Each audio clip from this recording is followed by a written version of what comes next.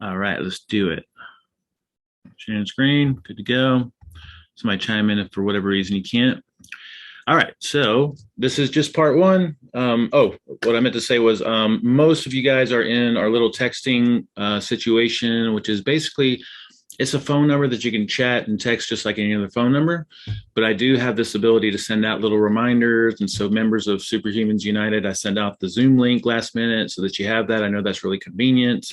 We'll end up sending out little discounts, and sometimes we do motivation and reminders and things like that. So it's awesome. All you have to do is just text this number, and I'll make sure we post it in the group too. And then you'll get a link back and ask you to add SHT to your contacts, and then you can chat with me just like you would normally chat. Okay. A lot of people are in there, but again, I can send out updates, reminders, specials, discounts, last minute Zoom links, and things like that. I love it. And let's just always connect with, what it is that we're doing here as we're learning all this information together. We are, if we really think about it, we're trying to be happy, living the best life that we can. And we all know from experience, every single one of us in here right now, that health is a big piece of it, but it's just one of the keys to happiness.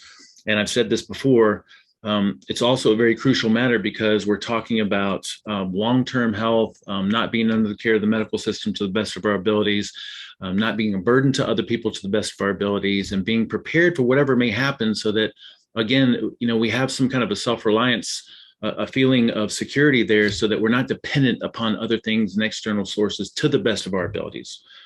So what I want for us, for you and for us, is this feeling of self-reliance. And I feel like in addition to the health things that we learn together, that is going to contribute to some kind of overall happiness, okay, some confidence. So I would say that includes not just the health things that we learn together, some readiness, which is some of what we're talking about today, some wealth. And I'm obviously not experts in these areas, but I've tinkered with it long enough that I feel like I'm a good conduit for a lot of the useful information that's out there. I do want to say from the bottom of my heart, thank you for being a paid member. Thank you for being a client that is paid for services. Thank you for purchasing any supplements, any of my meals, like anything that you've ever contributed. Thank you. This is what makes this whole thing go. I am living the dream. Like I really am. My dream, I've shared my updated vision recently. There's a video that we posted in the group on it where I went through the exercise that we had communicated last year. And then Kathy Bridenstine had asked, hey, can you share your vision? Like, how did it work out for you when you did it? And I kind of did it live. And, that reminded me of Bill O'Reilly. Anybody? Do it live. Anyway.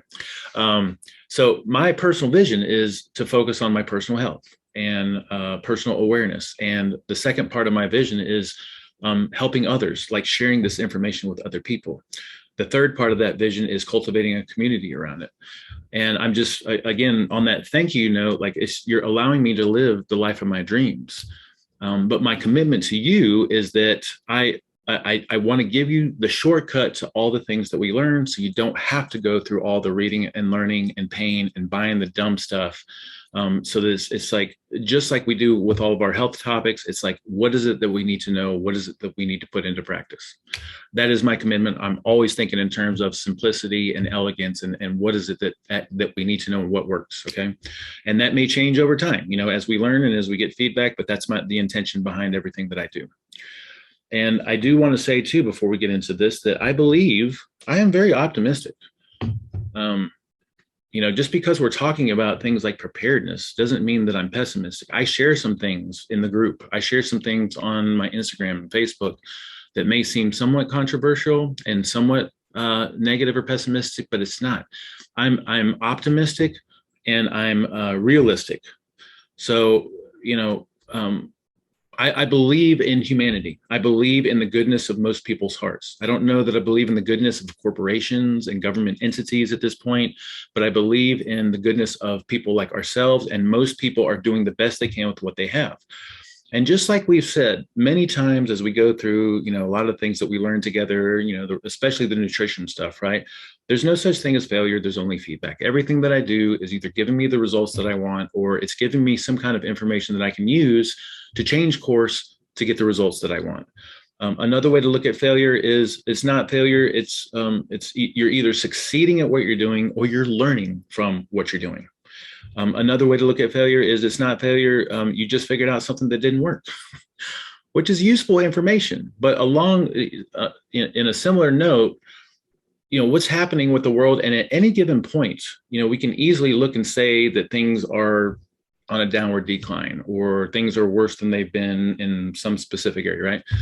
But if we use this mentality, we can also say this is enlightening and awakening and putting a fire under people that like have a vision for something different and better.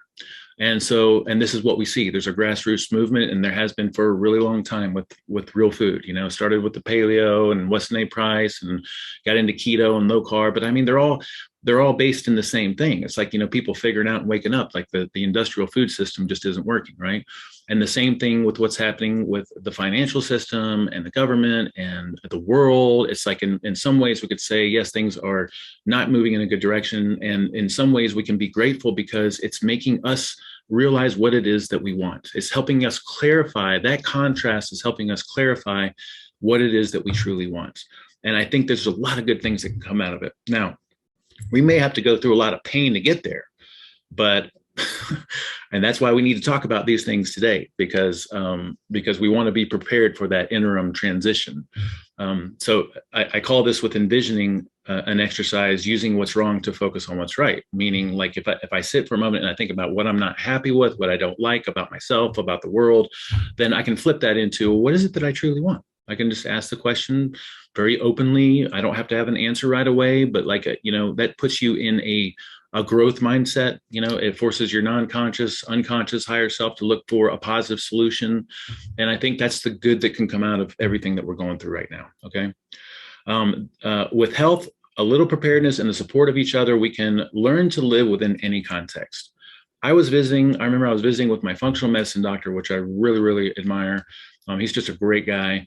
And this was shortly after the pandemic had started, but it had been going on long enough that a lot of us were kind of waking up to something else that was going on, and I asked him, we were sitting there just having this really long discussion about things, we were talking about vaccines and things, and Arnica has an autoimmune situation that he was putting together one of his notes that she could use for workplace and everything else. But anyway, I'd asked him, I said, so if things go a certain direction, like, what are you going to do? What do we do? And he said, we're just going to have to learn to live within the context of whatever it is, whatever the system is. And that's the absolute truth. Wherever things go, to a large degree, they are what they are. We've got people like ourselves that are in tune with what's good for your health, and a little bit more awake and a little bit more aware. And there's plenty of thought leaders out there that have way more of an audience than I do, and are way more intelligent, and this is all they focus on.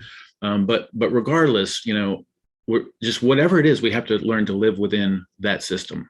And I truly believe that with the power of health, no matter what that situation is, we're going to be so much better than without it. I felt like there's something else I wanted to say there. Oh, I mean, we've been through way worse times, here in the U.S. alone. There's been plenty of periods of not so much prosperity, and we've come through that. So if you're curious where I get my information, I love Chris Martinson's stuff. He's the guy that does Big Prosperity podcast. He has an amazing book called Prosper. He has a free crash course. Now, I posted this in the group. I'm not sure how many people in here are actually were a part of it when I posted it back then. He has a free crash course that he put out in 2008, and it is freaking solid.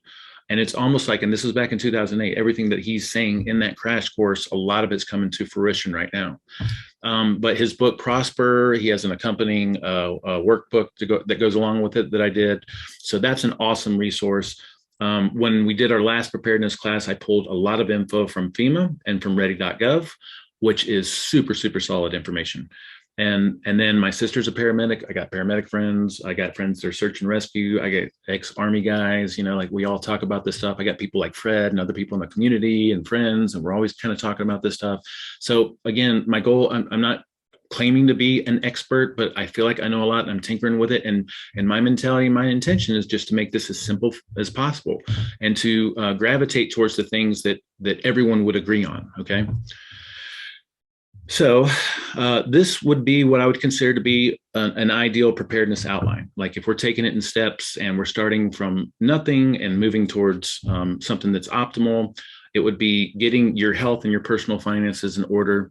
At the same time, maybe, in conjunction with that, we're getting our home prep for 2 weeks of resilience. And that would also include critical documents and an emergency communication plan. Then you could work on your bags. Okay. Anybody have any idea what WTFU stands for? I'm just curious. Throw it in the chat if you got it. Thanks, Fred. Fred says he likes the new text system. Thank you. Good health is everyday use. Absolutely. Failure is an important part of the testing process. I agree. Now, does anybody know what I mean by it's a bag? It's called WTFU.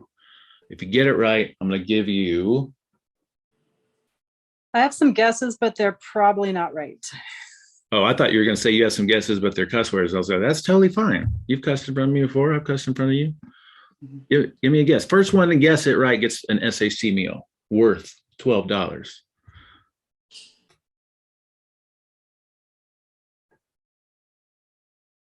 What you got, Cara? You got something?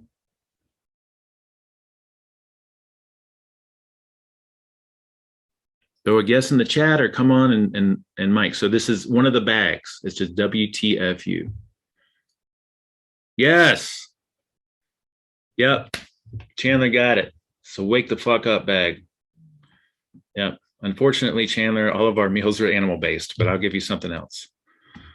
So so the next step after prepping your home, communication plan, critical documents would be your bags, right? So one is, the WTFU, which is basically you wake up in the middle of the night, house is on fire, something crazy is happening, you got something you can grab that has keys, cash, ID, critical documents, and you can just, get out of town if you have to. Different from your bug out bag, okay? Then your everyday carry, and then your get home bag and bug out bag. So those will all be a part of like our bag talk, okay? And this is updated. It's really, really awesome. And then finally, cultivating community and self-reliance. We're doing the community thing together, but I'm also having this vision of, man, I want to go somewhere and I want to have a house that has a yard that I can have a small garden, that I can grow just some simple things to sustain me and my girl and maybe some of my neighbors. I want to have some chickens so I can have some eggs. I want to have well water so I'm not dependent upon municipality water, even though I'll be using it. I want to have that ability. Maybe some cows, or maybe, I have some neighbors that have some cows or something like that. I want that. I would love for a lot of us to do that together. Like if we found a little place or a neighborhood or a city that we could go to and do something like that, I would absolutely love that. So that's what I mean. Did I put that line on there? What was that? So that's what I mean by the final step would be, after you have all this prep ready, would be cultivating some kind of self-reliance by being able to feed yourself and sustain yourself indefinitely. Okay. So today what we're going to talk about is reasons to be prepared, a little bit about your health and wealth. And then if we have time, we'll talk about getting your home ready for 2 weeks of resilience. And I have a nice little outline. I've got some handouts I've already put together. So let's just talk about rational reasons to be prepared, because you can't predict what's going to happen. Bottom line. And even if you did, there are things that we know are going to happen. And a lot of us are probably not very good at preparing for those things. We all know we're going to die. Most of us, or some of us, may not have a will in place. We know we can't work forever, and many of us probably don't have retirement or savings to the degree that we should. As someone that is 44 or 45 or 46 or 47, I can't remember which one, I just these past couple of years have taken this really seriously, and I'm just like kicking myself in the butt that I didn't do something different. I could have done things so different. I could be somewhere so different right now financially from a preparedness standpoint. If I would have just, part of it was I just didn't know this information. I didn't hear it. I wasn't ready for it. But anyway, sometimes you don't want to admit that something can happen, like some of the things that we'll talk about today. And there's a delayed reward in some of this preparation, right? It's delayed gratification. You're putting this stuff in the place that you hopefully may not use, but maybe you do use. And if you do, it may not be anytime in the near future, okay? So this is a quote from some guy called The Prepared. It doesn't matter how optimistic you are, or how much you believe in the goodness of other people or government. Humans are fallible, messy creatures, and systems made of humans are even more fallible, like the government. And even a planet full of nice, optimistic people will still have storms and car wrecks. I think that's very well said. So recent history is not normal. Now, what I mean by this is, when I was growing up in the 1980s and 90s, okay, I remember a great sense of patriotism. I'm not saying that I'm not patriotic, but I remember just feeling like, I mean, I was just, America is the best. And there was that feeling that like, this is the land of opportunity. You can come here, you can make anything happen. You can chase your dreams and make anything come true. And it felt like that. You can invest in the stock market. It's always going to grow. Things are always going to be good over time. And I don't feel that way right now. I think a lot of people, things are just very, very different right now. We have had some of the most prosperous decades of any civilization ever on the planet. And I remember when I was at West Point and I was an economics and systems major, and a lot of the economic theory, talks about like how the economic system is always going to be growing. It's always going to be improving, and you got to wait out these, low moments. It's like a trend line that's always going up, kind of thing. And I agree with Chris Martenson, who says a lot like it can't always grow. It can't always be getting better. I mean, it's just impossible. There's a finite amount of resources on the planet. There's probably a finite amount of people that the planet can hold. I mean, who knows? But it's just, I've come to the realization that, we've had some of the best years ever. And I think things are changing. Okay. So there's sudden changes versus gradual changes, right? So we've got things like weather is constantly changing. Even here in Vegas, I pulled some of these pictures. I remember I don't think we could call it a flood, but I can't remember when it was. It was like 2018 or 19 or something. We had that really big rain situation, and a lot of the streets up in Centennial where I was at, like they were flooded, and cars were like getting pushed down the street and stuff. Not a major. It didn't turn out to be a major situation, but I'm just saying that there's potential things like that can happen in any place that you live, right? When we landed from coming back from Memphis. Man, that was the most scared I've ever been on a plane flight. And I don't usually get scared. The turbulence coming down, you can't see. It was a wall of sand. This was a few weeks ago, or, Chandler, I can't remember when it was because we'd come to your house right afterwards, but it was the worst wind storm I had ever seen here. I felt like we were landing on the planet Dune. Like it was crazy. It was just a wall. You couldn't see, too far. But anyway, there's potential weather situations, and weather's always evolving, right? There's potential water situations. Now this is something slowly over time, we're losing our water supply. We're having to find more creative ways to filter water.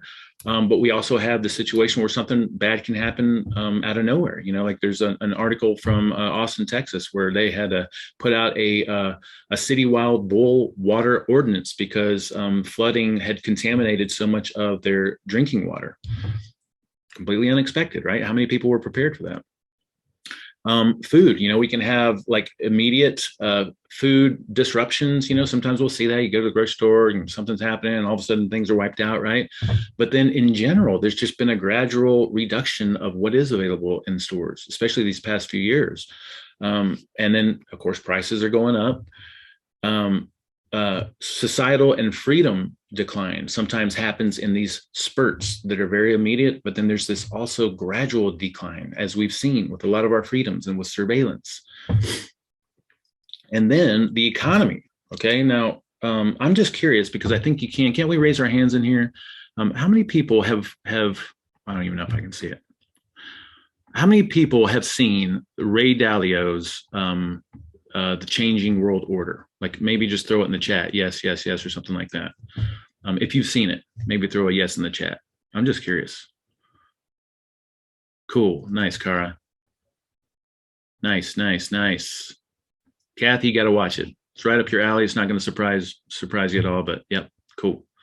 Awesome. All right. We're all plugged into this info. So yeah, it was really well put together. Ray Dalio is a huge financial guy, but he's been studying the empires of the world, and he's put together this way of kind of assessing, how empires kind of have this evolution and this peak, and then they decline. So right now, America's the world power, world currency. If we look at this is from his presentation there, this is the path that these empires follow. And you'll see, after some major event, after a world war or something, some country comes out on top. And usually that's the country that the world uses as their currency. And then, you have this period of productivity and prosper. And I feel like we've been in that already, right? We had the debt bubble and the big wealth gap. Okay. I feel like we've experienced that. We're still experiencing that maybe. And then you have the debt bust and economic downturn, the printing of money and credit. And to me, I just feel like this is kind of this area that we're in right here, right? And then there's this potential for revolutions, for wars, and then a new world order comes into fruition. So this is the past 500 years. He just did some assessments. NLD, does anybody know what country that stands for? Throw it in the chat. Give it to me. NLD. Don't look it up. I'll share it, Kathy. I'll share the video. I'll share it in the group, or I'll tag you in it. Yes, Netherlands. Good job, Chandler. Thankful I didn't put anything up for that. And then GBR. Anybody?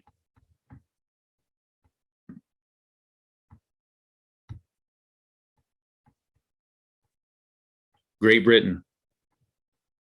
Yep. USA. Just joking. CHN, China. So anyway, so this is where we're at right now. It looks like China's on the rise. It looks like America's on the decline. I'm not saying I agree or disagree or anything like that, but anyway. So here's some realistic things that we can prepare for. And it would be useful to be prepared no matter what, depending on where you live, all right? Car accidents, breakdowns, being stuck in the snow. Maybe not a realistic situation here in Vegas, but I'm sure it could happen. And we've had some snow situations. Any kind of medical problems, strokes, heart attacks, broken bones, bleeding, burns. Being prepared, like with an everyday carry, and then something at home in your car, for random situations. Did y'all know? I don't know if Arnica shared this. I was at the JW Marriott, had some spots reserved, having one of our pool days, and she called me, and I answered the phone, and she said that she just saw a guy jump off the Lake Mead, the bridge over here on the freeway, land on somebody's windshield, and fall out into the middle of the street. And she stopped her car so that cars couldn't run over him, and went and stayed with him until paramedics got there. I couldn't believe it. I was like sitting there at the pool, and I was like, what? Are you serious? Is this a joke? But the point here is, being prepared for things like that, you can help somebody else if you've got just a little bit of something on you and just a little bit of knowledge, right? Even just being there is comfort. But anyway, being prepared for these situations could not just help you, but it could help other people. Okay. Domestic violence, assault, rape, fights, mugging, robberies, carjacking, home invasions. By the way, I dare you to invade our home, because we got an AR, shotgun, handguns, a Doberman, and a Dutch Shepherd. Fires, frozen water pipes, power going out, stuck in the elevator, getting lost. I got my backpack with me everywhere. I think I'm going to be okay in a lot of situations. But so anyway, these are realistic things that we can prepare for, and we should be prepared for. Okay. And unfortunately, we can't depend on the system to save us. So these are in quotes here. A lot of people, I was at this wedding in Memphis, and I was talking, I was having this conversation with my sister's husband and my cousin, and something came up about, what was it?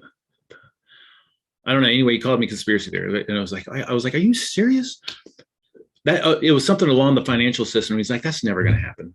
Like they're never going to let that happen. Okay. A lot of people think all of these problems happen in other countries, not in America. We can't lose. We're the greatest. Well, I don't know. Most people at the peak of empires throughout history thought that their country was always going to be fine. Every single country that has reached global prominence has then had a decline at some point, and that's just the reality of it. So. This is from the Pentagon. The world has entered a fundamentally new phase of transformation in which U.S. power is in decline, international order is unraveling, and the authority of governments everywhere is crumbling. The post-World War II American empire is collapsing. Now, to turn that back into something positive, prepping can be fun and very empowering, right? It feels great to be working on this stuff. And I do want to say, me and Fred were out talking in the parking lot the other day, and we were just having this great conversation about, this is one of those things that you can go down a rabbit hole and you can get really stuck in it. Your perspective can get very negative because you're always thinking worst case scenario and just looking around at the world and just I prefer, like we talked about in the very beginning, to have this perspective of, hey, yeah, things are the way they are, but let's just use that as some kind of fuel to clarify what it is that we want and to cultivate some of these skills that we need to cultivate, right? But you can go down this rabbit hole. You can make things complicated. You can spend a lot of money. And what we want to do is keep things very simple and elegant and live our lives. Okay. And that's the intention behind this. Thank you for that conversation the other day, Fred. It was great. So first, getting your health and wealth in order. So one piece of this pie, and I think the first place to start, or to be doing in conjunction with everything else, is making sure that you have your health in place. Okay. Health includes, as all of us probably know already, real food nutrition, optimal sleep patterns, functional fitness and strength. I would say even within that functional fitness and strength, well, functional fitness implies general preparedness. Making sure that the exercise that you're doing is something that facilitates your ability to do things. If something happens and we got to trek 20 miles and carry something on our back and climb a mountain and climb over walls, like, we want to be able to do that kind of stuff. Okay.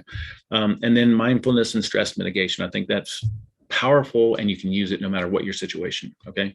So these are the things that we would say health includes. I know most of us are already kind of plugged into this, but why is that important? Because medical issues, financial difficulties are the most likely disruptions that we'll face in our lifetime. And so you want to prioritize the most likely emergencies first. All right. So I feel like that makes a lot of sense, but a lot of us are already working on this. Okay. Over 50% of Americans can't handle an unexpected $500 emergency without using credit cards. That's pretty interesting, but I think based on what I see, I would agree. As we age, many of us become less capable. Dealing with an emergency will be extremely difficult if you struggle to walk upstairs, have addictions, and can't keep your mind clear. Okay, so that's why health is important. Health is important for readiness, because a sick person is going to be more dependent upon the medical system and pharmaceuticals, and more dependent on others. And we want to minimize that to the best of our abilities at a personal level. Being dependent on food for energy and or carbs for energy makes you less resilient and more susceptible. So most of us have been working really hard on nutrient sufficiency, metabolic flexibility, and fat burning. I know without a doubt, because I've done it, I can go a week without food if I have to. All of us could go a week without food. I don't know, all of us have tried, a 2 or 3 or 5 day fast. We can, but the more metabolically flexible and healthy we are, the more that won't be a big deal if we had to do it at some point. Okay. An unfit person may not be able to move when necessary in unpredictable situations and environments, kind of like what we were saying before. So that's why health is important. Okay. Let's see if we got anything in here. All right, cool. Now, next would be wealth. Now, I am not an expert at wealth. Okay. But, well, not even but. I was an economics major in college. Didn't help me at all. But I have just made this a huge priority for myself in the past couple of years, like really, really taking it serious. Not that I was an idiot before that. The older I get, the wiser I get. Hopefully we're all getting a little bit wiser, but really past 2 years, I've been taking this serious. So again, like we said before, prioritize the most likely emergencies first. You want to start with the basics. Have an emergency fund, have some way that you're reducing your debt if you have debt, and then make sure that you have savings. Okay. And then things like insurance and estate planning, like we mentioned before, having a will in place, what to do if something happens to you. Does your family know what to do? Is it easy to access funds or whatever it is that needs to be accessed if there's some kind of an emergency? Okay, so those are things that I think would be very prudent for all of us. Now, from a financial perspective, I'm sure some of us have probably read one or both of these books, right? Dave Ramsey's Total Money Makeover. I loved it. I'm not necessarily like a gung-ho, like all Ramsey got kind of guy, but it was very eye-opening to me. And then I recently read I Will Teach You to Be Rich. I can't remember how to say his name, Ramit. And I thought that was great too. And then just personally, we have come up with this system, and I just wanted to share it. I'm not making financial advice. I mean, you guys probably have your own ways of doing things, but this has really helped us because, number one, I'm a commission-based, basically. I have been most of my life. I don't get paid a salary at all. And so it's very easy for me when I make money to spend it, because I'm catching up on things, and then I got this money and I probably get things I shouldn't, and that was my pattern in the past. But so Arnica and I came up with this dispersion method, and it's just so simple and it works so well. Every time she gets a paycheck and or I get a paycheck, or I don't care if I get $18 deposited in my account, I go through this dispersion. 60% goes to our food and bills account, and we have a joint checking account. 20% goes to paying off our only debt that we have, except for a student loan, which is one credit card. And then 20% goes to our personal savings. Okay. And so every time money comes in, that's how the dispersion happens. From the food and bills perspective, that 60% pays for what we eat, and it pays for our mortgage, and it pays for our different bills like our cell phone, utilities, and things like that. All right.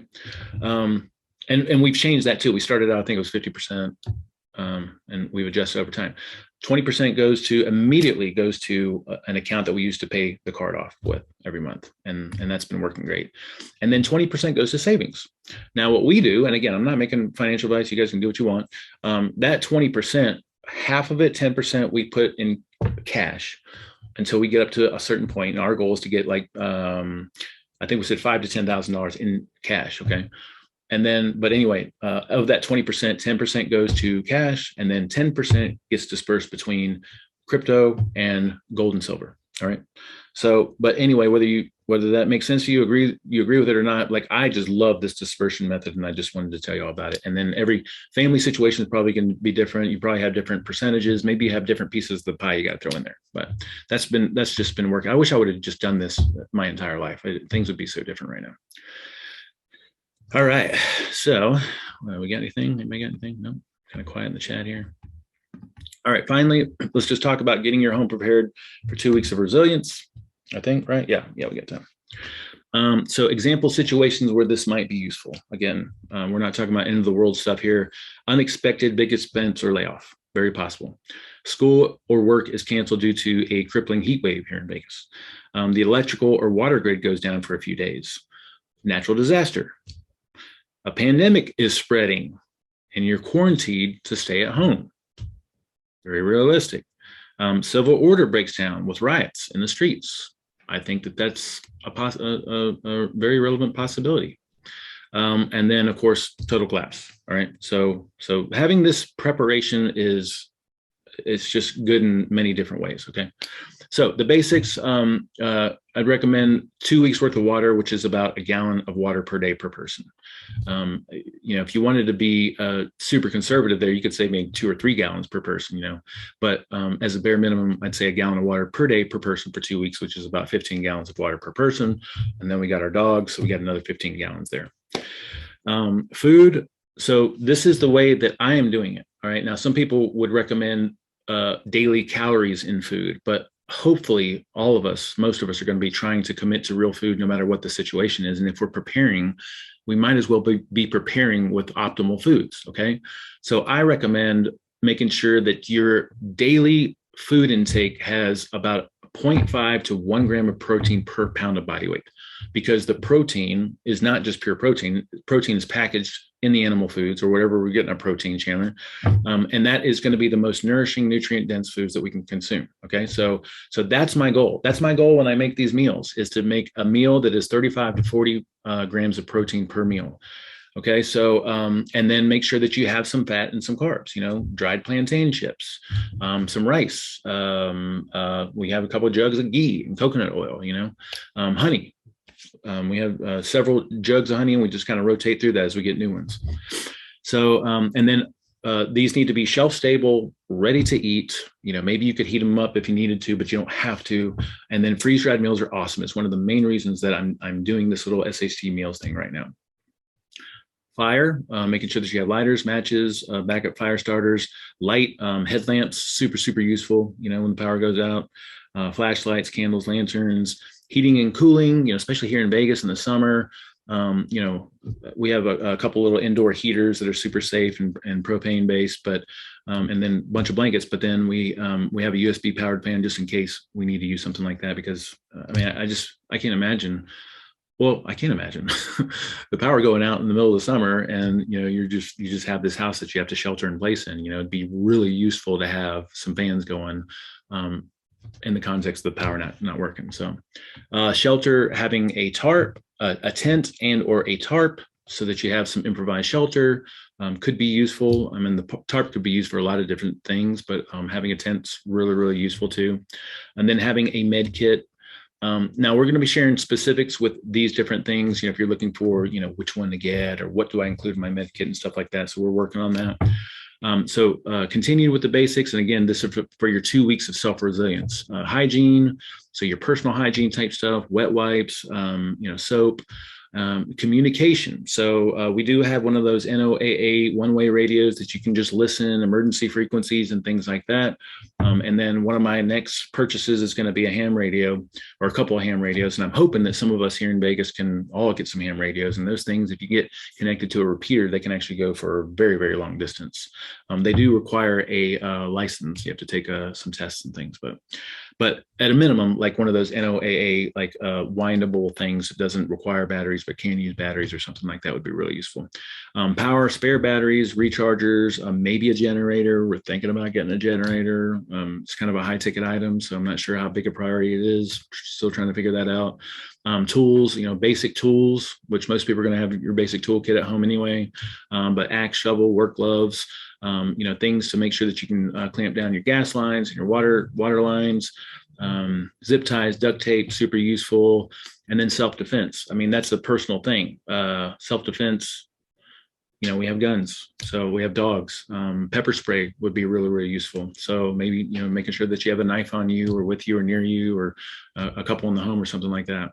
And then cash as much as you can afford to stash. Some recommendations are, $3,000 to $5,000 to $10,000 per person or, 1 to 3 months worth of income or something like that. And then some things for fun, mental health, like board games, maybe some books, favorite movies downloaded to a tablet or an iPad or something like that. And then critical documents. And we have a really good checklist for critical documents. I'll show you here in a second.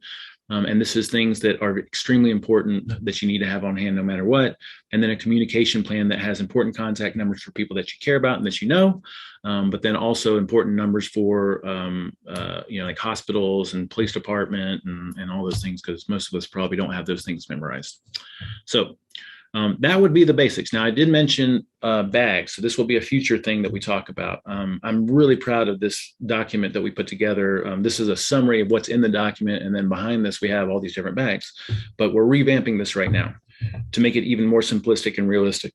It's already pretty solid, but really, really proud of that. What I am going to share with you guys, which is really solid, is the Safeguard Critical Documents and Valuables document. So it has a checklist and then hard copies and hard drives. And so, a lot of these things you'd want to have some physical copies in a fireproof bag. And then some of these things you'd want to have on a USB drive. Personal preference as far as where that's kept. We have some ideas and thoughts. If I'm carrying all this stuff around with me and my backpack is stolen, that's not a good situation. So I don't know. It's a personal preference thing, but definitely having that stuff at home as a WTFU bag or part of that whole process there would be really, really useful. So this is a really solid document. Just updated our communication plan, family communication plan.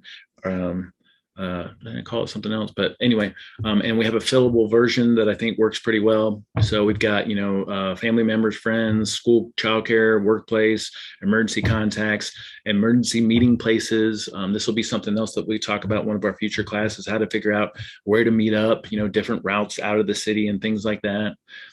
And I think that's it. I think that's what I got. That's right at 45. We got 15 minutes. Okay. So that's just the beginning, just to summarize all that, like focusing on, first of all, we can all be very optimistic about our life and what's going on. We live in a very prosperous era, a very prosperous world. We have access to a lot of things that our ancestors didn't have access to, a lot of conveniences, right? I also believe, in some ways, like we've had the best of our times, and maybe it's going to get a little bit stricter and harsher, but no matter what happens, everything that we see happening in the world, we can take it as an opportunity to clarify what it is that we want and to band together and figure out how to do that together and how to accomplish that together. I think the first foundation is going to be focusing on your personal health and your wealth, or maybe you're doing that in addition to getting ready for a couple of weeks of home self-resilience. Okay. And then what we'll talk about in the future is all the other things that we had there, including like the bags and, bug out routes and all that kind of stuff, right? And we may add to that as time goes on. So we'll make this a course in the group and have segments and things, and feedback is totally welcome. So I am done with my talking. Absolutely, Kathy. She said, for bug out bags, do you have any suggestions? Yeah, I do. And then I also have some links to some people who, what they recommend, and what you're talking about with a fireproof bag versus bug out bag, those are different things. I have you can just look on Amazon. I have like a, what do you call it? The letters, not the 8.5 by 11, but the bigger one, fireproof bag. It's a zipper thing. I have all of our stuff in there. And that's what I mean by a fireproof bag. Bug out bags would be something that you can carry on your back or carry for some kind of distance, and it has all the stuff that you need to survive away from home. Okay. What do you see as the biggest impending threat that we're facing in the near future? Man, food shortages and the financial system. Yep. But I don't know how that plays out, but food shortages, because you just look at the energy crisis that's happening slowly but surely, and now mainstream news is finally starting to pick up on it.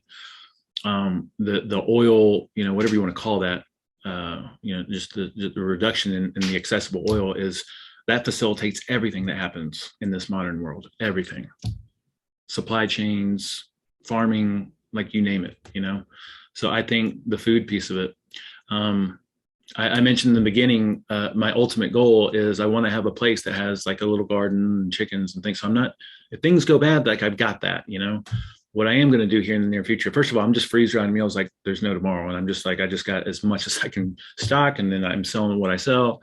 So I'm trying to just have that food piece ready, maybe it never gets that bad. Who knows? Maybe it's just a price thing, but I'm also, there's a couple of local organizations that will come out and help you. They'll either maintain a garden for you, or they'll teach you how to make your own garden and how to maintain it yourself. So I got a guy coming out actually this week on Wednesday to come and just look at our backyard. I'm going to use the little area where there's rocks out there, and we'll probably have like a raised little kind of planter thing. And I'm going to start growing my own stuff, and it's just going to be what I want to grow. I don't care about like kale and spinach. I'm like, I want calorically dense, potatoes and carrots and stuff like that. But anyway, that's what I think. I think the food piece is going to be the thing that hits a lot of people really, really hard. And then everything that's involved with inflation. So what do you think? I mean, based on what you're hearing and learning and seeing. I think I have to agree with you there. The one thing that really definitely worries me is this energy problem with diesel fuel. Yep. If that goes belly up, it affects so many facets of our economy. Yeah, in ways that people have no idea. Like that's going to translate into so many different problems and difficulties. So, but it's like, what's hard is like, imagining how does that play out? How to prepare for it. And again, at a minimum, I think what we're talking about here today, like having 2 weeks of self-reliance, having a plan after that, if you needed to pick up and move somewhere. So yeah, Fred says in the chat there, stock up on tampons and pads because they don't go bad. Guys, stock up on 2 for trading and use bandages and fire starters. Yeah, he was mentioning that the other day. So yep. Yeah, the financial piece. I mean, I know there's a value in having some cash. So I mean, we're doing that. But as the dollar continues to get devalued, I also see an importance or a benefit in putting it in something that's a little bit more stable. I'm not looking to play the stock market. That's why I'm just buying gold and silver and some Bitcoin. So I'd like to chime in if you can hear me. Yeah, brother. One of the things that, you could do that's free is have a mutual assistance group. And, it's good to start with people that you already know, or people that have a common interest. So, maybe if there's anyone that's interested in that, we could, start something of that effect. What is that? Today or soon. Can you explain what that is? Mutual assistance group is just, a loose-knit group of people that, agree to help each other out if something ever happens. Like we had domestic violence come up in this chat. Mm-hmm.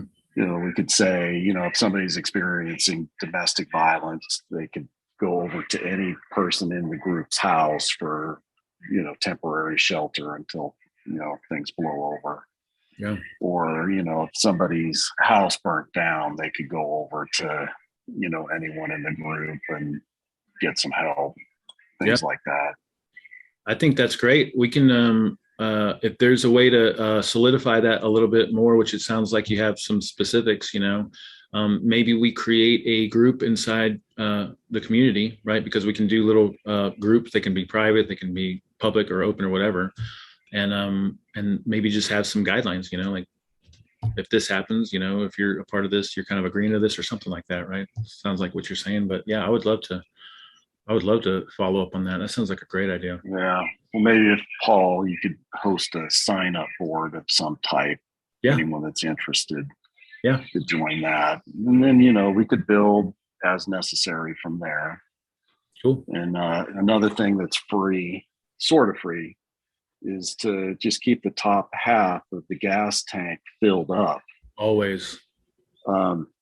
Because that's, a lot of people don't have a bunch of 5-gallon cans of gas all over their house, but the tank on your car is your biggest fuel storage. Yeah. So, it's easy to get some fuel out of there if you need to start a fire, or, there's gasoline powered stoves that are super cheap that you could get if you want to go that route. Mm-hmm. Or gasoline for trading if you had to. Yep. But if you don't have it, if you don't fill it up. Yeah. No, I think that's a very practical. I think I told you the other day, like I text Arnica at least every couple of days and say, hey babe, make sure your gas tank's full. So I love that. Very practical. Yeah. Especially if you. It's hard to store down because gas goes bad after a little bit. You just got to remember to use it. I got my 5-gallon extra tank I carry with me everywhere, and I just every first of the month I try to refill it. But yeah, I think that's a great idea. Thank you. Gas goes bad, but propane doesn't. Mm-hmm. So if you have a propane barbecue, you can pick up an extra tank. And that way, if you lose power or natural gas, you've got 2 months worth to do your cooking or boiling water or whatever right on your gas grill, and that never goes to waste because your gas grill is something you can use every day in normal life. Yep, I love that. I'm just taking notes here. Gas, propane, and tampons. Cool. Well, let's talk a little bit more offline about the group thing, and we'll make that happen. I think that's a great idea. It feel really good knowing that we could turn to those things, or people had a place to turn to if certain things happen. All right. Yeah, absolutely. Kathy says, start with water. You can survive without food, but not long without water. Totally agree. That's why I say 15 to 30 gallons per person. It's an easy thing to do. Easy place to start. I will share storage containers that I think are awesome, and several places that have kind of been pulling this information from recommend. So, but I think anything is going to be great. So that will all be inside the group. Okay. Well, cool. So we're going to have a part 2. I'll probably put that in the calendar this weekend. I'm looking at maybe 2, 3, 4 weeks out. We got some holidays and stuff coming up, and I got a camping trip or 2. But that next one will get a little bit more granular. And as I save this video and put it into the group, I will upload the critical documents and emergency communication plan and provide as many resources as I can for the stuff that we talked about today. Okay. And if you guys have questions, that's what the group's for. Like I'm loving the activity in there. I'm loving the support. I hope if you don't know how to navigate or to use it very well, let me know. We can do like a little Zoom call, or you can come to my office or something like that. But let's use that. And if there's something that I'm not providing that you want, or if you have comments, feedback, constructive criticism, I'm all for it. So